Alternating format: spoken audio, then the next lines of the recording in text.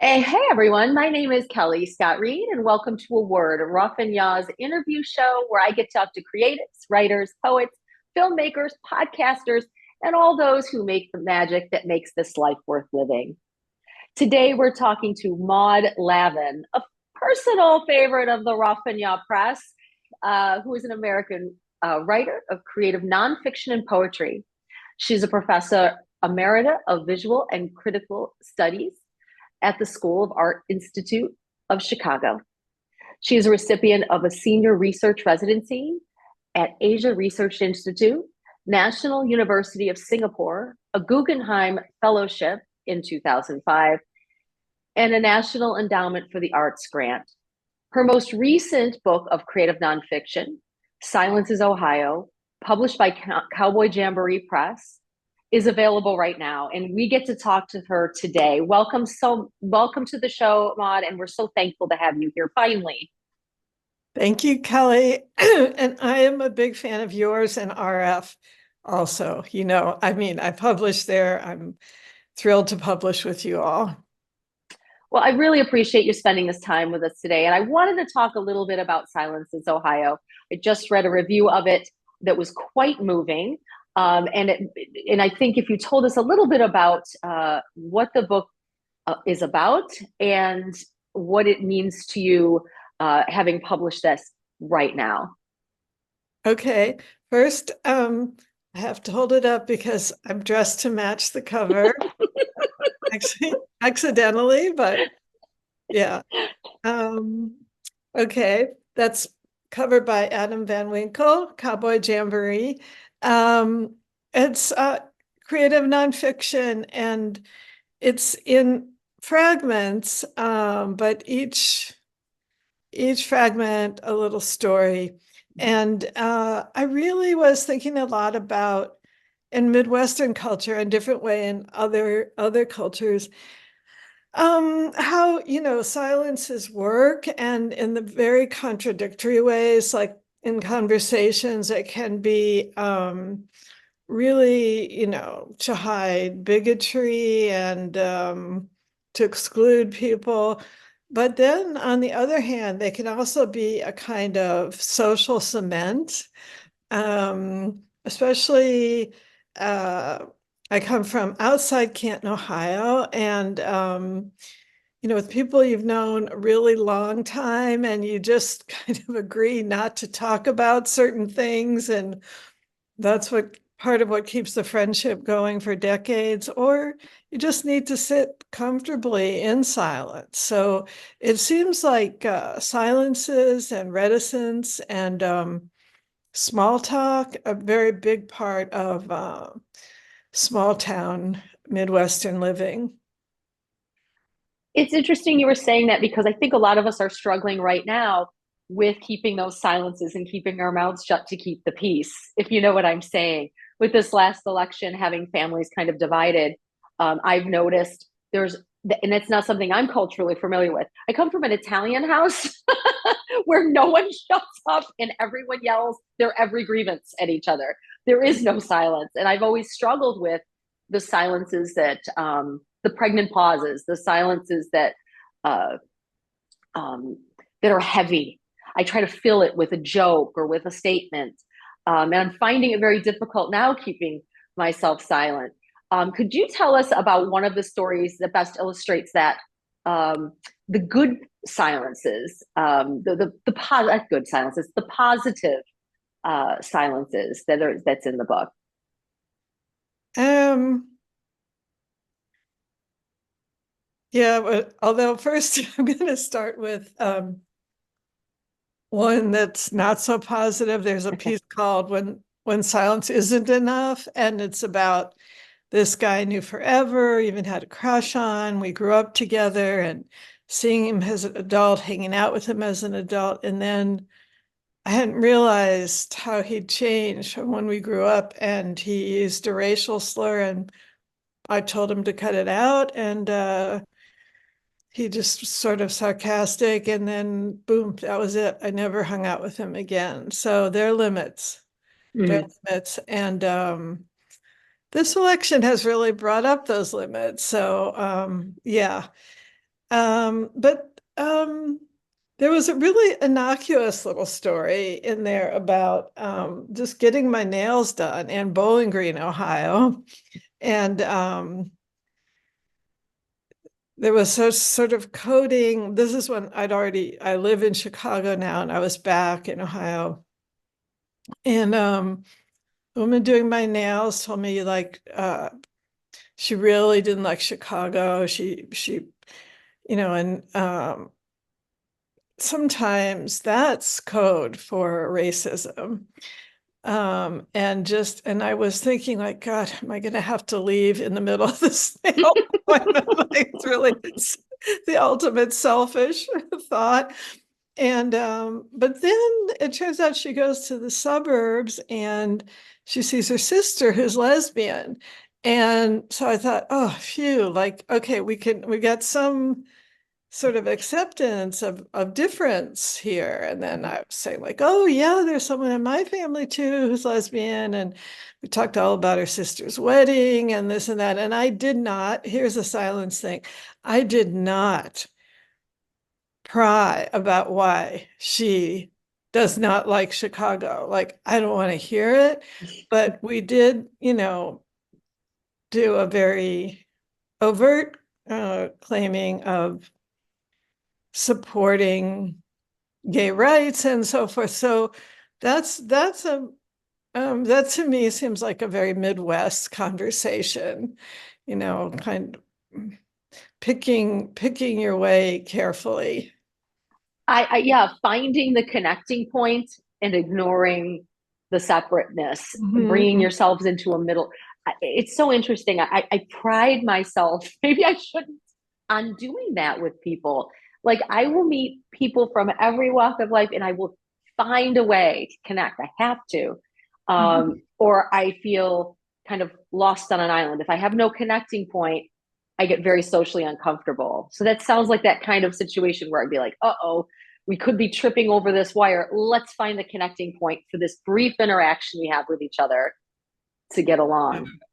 Yeah, and then, but like the first example I gave, Yeah. no, there are limits. Yes. Just Especially no. if it's someone you know well and that are in your life that you can choose whether or not to continue on a relationship with that Yeah, person. yeah. What was the most surprising thing you learned about yourself while writing Silences, Ohio? The stories in it. Um, well, I in Chicago, I taught at an art school, School of the Art Institute, for years and years and years, decades. And it's a very open place. We talk about everything, right? And a lot of my friends are artists and writers and, very uninhibited. And one thing I realized in exploring this whole topic and recreating snippets, that I kind of need the silences too. I need the small talk. Um, I I do really like um, talking with people from different walks of life and different occupations and so forth. And that's one reason I run a reading series in Chicago now, just in a wine bar. Um, so yeah, I need like that's one of the languages I speak, and I realize that I have a mainly positive uh, attitude towards this choreography. Mm. Yeah. With your work, what would you say is the most identifiable quality? Like, how would we know that we're reading something of yours? Oh, well, I write in different genre. I do poetry and fiction too. And it's often very passionate and honest. And then sometimes just playful and weird.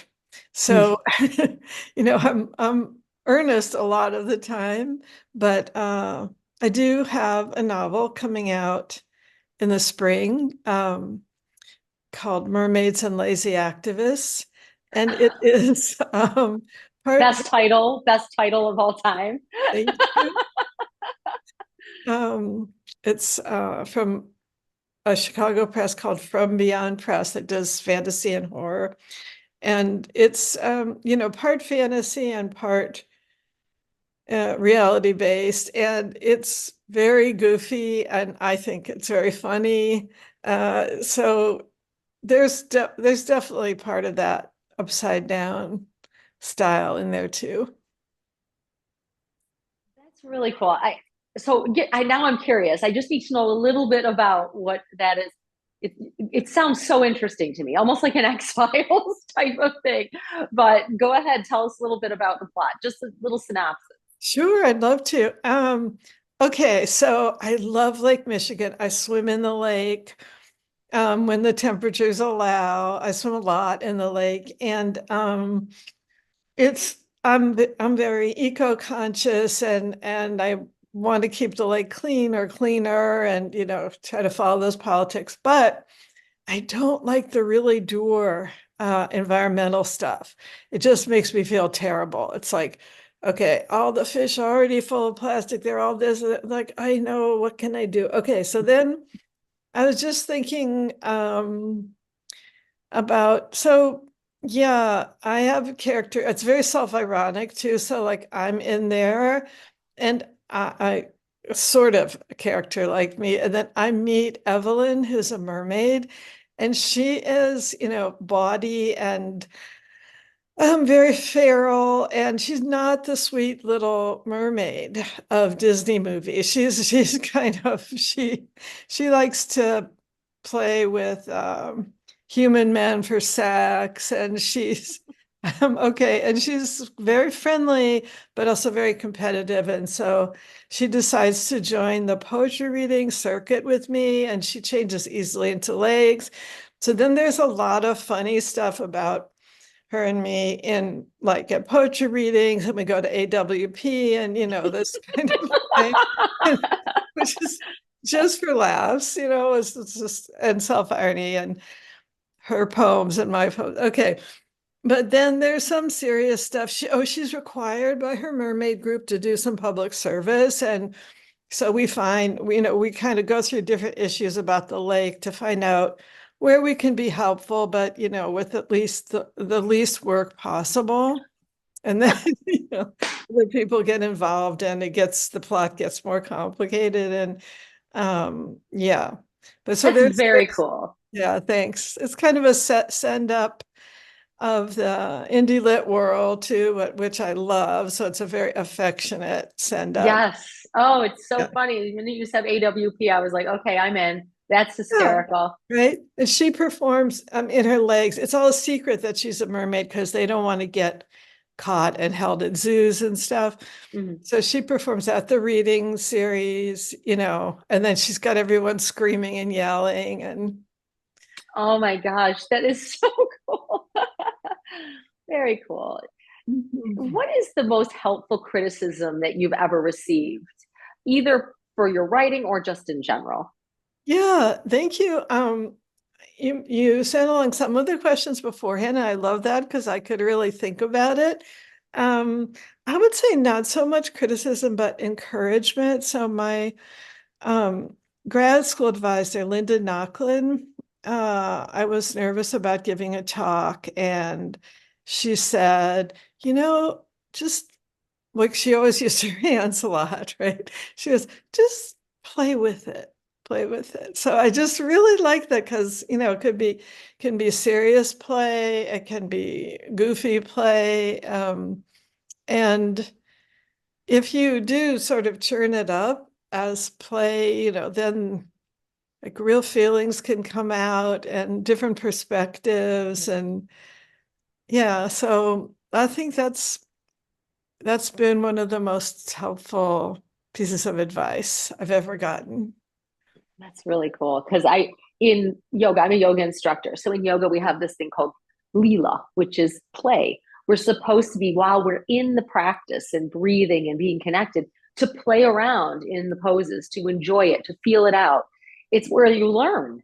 It's where we've learned since we were kids. So I really love that idea because you're learning as you're writing. You're not the same writer you were 30 years ago or 10 years ago.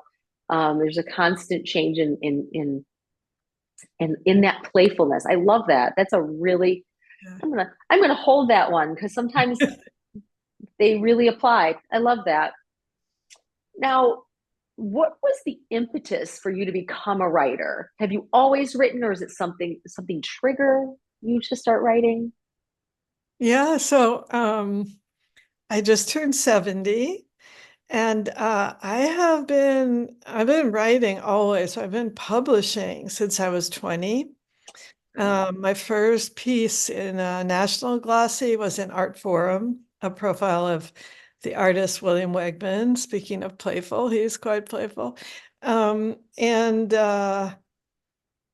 I've just never stopped. Um, I think that it's, and I've made a lot of sacrifices to keep writing too. Some of them pretty stupid. I mean, I've gone out on some financial limbs, like when I Mhm. lived in New York and was freelance. Uh, it's just always been really important to me in an area, a sandbox, where I feel good. And uh, I don't know what started me on it. But I have to keep going. I have to write. It's like I think of it as a way that where I can hear myself think, and then, I get something down on paper, and then I like to switch and think about how to communicate it with other people. So it's this kind of thing. Yeah. That's really interesting. Yeah. Now, who are your influences? Like if and it doesn't have to be a writer. So we all have different influences. Different. Most of my influences are not writers, but they write in Really. some respect. They're usually musicians. But what Oh. about you? Who are yours? Now all right. After I say mine, I want to hear a couple of yours. Okay. Okay. Well, one is Linda Nochlin. So she's an art historian, she's gone now, but also a writer, and she took her writing really seriously. So I learned that from her. And let's see, more contemporary. Oh, yeah, I really like people who move around between genres, and who really get to me emotionally as well as intellectually. So Hanif Abdurraqib, poet and cultural critic, and Saeed Jones, poet and memoirist. This is someone who's actually prefers to work within one genre. Taylor Bias, poet. She's read a couple of times in my series because she's from Chicago and she comes back a lot. Right now, she lives in Cincy. Um, just people who can grab me on both levels. Um, and who else? I made a note. Oh yeah, yeah, yeah. Also, I don't always do this, but people have made certain changes to have political impact, like Philip Weiss, who used to write for The Observer, very Upper East Side New York, um, snobby, and he got more and more involved in pro-Palestinian politics, as I am. And now, or for the last couple of decades, he's run this publication called Mondo Weiss, which is a really good, informative, pro-Palestinian, US-based publication. And, you know, uh, it's quite a switch, and I respect that. Incredible. My influences are not. It's kind of funny because it doesn't make a lot of sense who my influences are. But for example, Tina Turner, and I know that sounds bizarre. It's the essence of Tina Turner. It's Hmm. who what she represents. It's the energy, the explosive enthusiasm and passion Yeah. that I absolutely just couldn't get enough of. I memorized like her dance from the 60s to Proud Mary. Like I knew the whole thing by heart. Oh, I absolutely love her. I Ohioan Chrissy Hyde um, is a huge influence. Again, what she represents, doing things back when no woman was doing them. She was over in England. She helped Steve Jones become Steve Jones from the Sex Pistols. Taught him to play guitar. Like her influence goes beyond just what she wrote herself, but who she was in her circles. Um, I don't know. They tend to be musicians. They obviously females that are kind of forging ahead in an area that normally they shouldn't or wouldn't. And I always found that to be very inspiring. So those are my influences. You, but yeah, not I get it's. that. But my energy is definitely more. Um, I perform. I love to perform. My job is a yoga instructor, so I'm constantly in front of people, being physical. So that's probably why they become that for me. Oh, But one more, I think I only have one more question. Yes. Describe a time in your life when you realized that language had power. oh yeah, I love this question too. Um, my dad, who's gone now, he used to make up running series of stories, bedtime stories. One for me, which was called The Witch and the Groundhog, and one for my two of my brothers, Tom and Chugalunk, the series was called. And it was like, yeah, they were continuing series, and he would just make up stuff and borrow stuff like from the Oz books and put it in there. And there, the witch, in my case, the witch and the groundhog were always going on adventures together and flying around on her broomstick. And, I just love them so much, and I still love them so much. And he had such a good time making up the stories. So I was always like, could not wait for the next installment. So yeah, I think that's when the magic of words first caught on with me. Oh, that's so gorgeous. I love that. I really love that. My husband did that with my son when he was little. He had a story series called Aisle Z, and Mhm. and it was just like a sci-fi. Like we're shopping, we're going down this aisle, and then we hit Aisle Z, and whatever is in Aisle Z is new every time, and it's Yeah, something. So it sounds very similar. Oh, that's so great. That yeah. is So absolutely awesome. making it up on the spot, but then like remembering where you left off last time and sort of continuing. Yeah. That's awesome. And while preparing for interviews, I usually listen to some music to get the right vibe. You had talked to me about is it John Prine who did Miss Ohio or who Gillian Welsh. okay, I can't remember. Yes, that's right. That's right. Sorry. And I love that song, but I had heard someone else do it, and I'm not sure who Yeah, it was. Maybe it, Cheryl Crow. I can't it remember, gets but covered a lot. Yeah. yes. But when I was listening to, of course, I went back to the Ohioan Chrissy Hyde and listened to the Pretenders back on the Chain Gang. Is there a particular song, work of art, um, or movie that inspires you? Yeah, well, I mean, I was trained as an art historian, and I still, follow visual artists a lot and sometimes write about art. Um, so I like these days. Um, well, I've thought first of Edra Soto. She's a sculptor who's here, and she's also been showing a lot in New York recently. And she does these beautiful public installations that are very tight in form. And then you look up closely at all these little kind of peepholes that she puts in, and you get these very intimate flashes, scenes from Puerto Rico, and it's a great, kind of here and there. It's literally transporting. Uh, yeah, so Edra and I like all these people working now with excess, like Ebony Patterson. Again, installations where just like tons of rhinestones and materials and then you get in close and you see that in her it's all sort of a big collage. Like sometimes she deals with really difficult issues too. So I like it. I like to be seduced by beauty and then also brought into some things that make me are thought provoking and I need to think about. Yeah, so I like what sort of parallel play.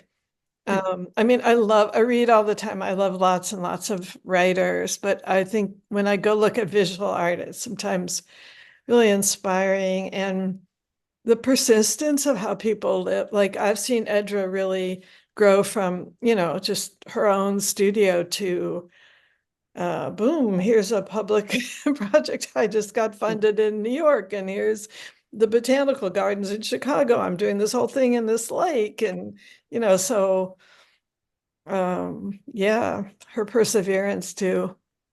Yes, that's so cool. You got to watch it grow. You got to watch the appreciation, her kind of seep in to. So you've known her before, like before she was big, you kind of knew about her. How did you find out about her? Oh, Edra Edra, yes. used to teach by choice part-time at SAIC.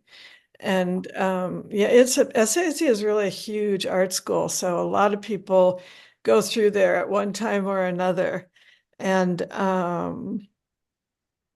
yeah, I was liked her as a person. And then I started looking when she would post about shows or something and really fell in love with her work. Um, yeah, and Ebony Patterson. She did a guest stint at SAIC, but she is represented by a Chicago gallery and she shows nationally. I mean, Chicago is its own hub, right? And I'm very loyal to Chicago, so I'll make the gallery rounds and then yeah, I've never met Ebony Patterson in person though. So, but Chicago is an incredibly awesome city. It's such a cool yeah. place. It has such a great balance. It's almost the balance between the two coasts. It brings like kind Right? of the both Yeah, into and its own world. And just it. you got to come through sometime and read at readings, and we'll invite a lot of people to come and stuff. Okay. Yeah. Absolutely. Well, I really appreciate you spending this time with me today. And Oh, it's been really wonderful to speak with you with not much silences. No, that's true. we've been talking the whole time. No, I appreciate it. Thanks so much for coming on the show. Thank you for having me. It's an honor, and I love, screen meeting you. Me too. Thanks, Maud.